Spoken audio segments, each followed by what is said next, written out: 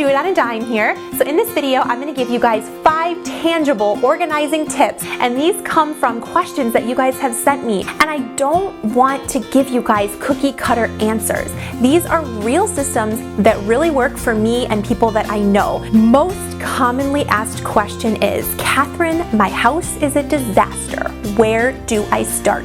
You need 2 paper bags for every room in your house that you feel needs work. You're going to open those paper bags up, label one side toss, label the other donate. You're going to stick that little set of bags in your room, and throughout the week you are going to begin the purging process. It's a visual reminder of I need to be purging this room. When you are organizing to be effective, you need 20% free space in whatever zone you are organizing. That free space is going to allow room for a little bit of growth, and it's also going to allow space for everything. So the key is purge into the bags, give yourself that 20% space, and then you're going to have a foundation on which to start. The next issue that a lot of you guys have is procrastination. It's like you know what you need to do to get organized, and for some reason those tips you can't actually do.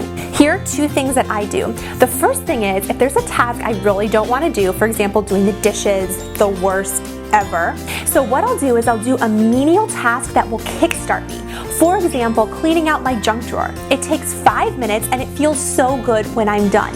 Stuff accumulates in there anyway, so once I get all that cleaned out, suddenly I feel super motivated to tackle other areas of my house. This works almost every time for me. Something else that I do is I create a playlist on my phone that lasts 10 minutes of my top 10 favorite songs of the moment. I'll turn on that playlist. It's a bunch of music that I'm really enjoying at the moment, and I'll get a bunch of stuff done. It's amazing. Everybody should have the 10-minute kickstart playlist. Another really common thing that I get is, Kathryn, I don't have a dollar store near me. One of my favorite things to do is to take Amazon boxes or just any boxes things were shipped to you in and cover them with contact paper. You could also use fabric and spray adhesive for this, but I find that these make really pretty organizers that are really sturdy. Also, a tip with contact paper. If you have like the corner that you fold over on the contact paper start to come off of your box, put super glue on it. I know that sounds crazy, but put a little super glue on and it will keep it perfectly flush with the box and looking good for a really long time. Another question a lot of you guys ask me is, Kathryn, my systems don't stay working for long. It's like you are a Jekyll and Hyde organizer. You organize something perfectly, and then like a week later, if you go to look at that space, it's a total disaster. If that describes you, I want to encourage you with a couple of things. Having a one-step system. I've mentioned this in a recent video. The simplest things are the best.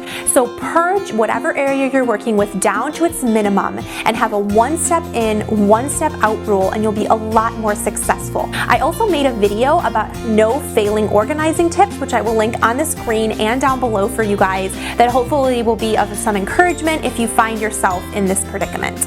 It's like we're so busy with so many other things, sometimes we don't take time to look at things really simply and get to the root of an issue.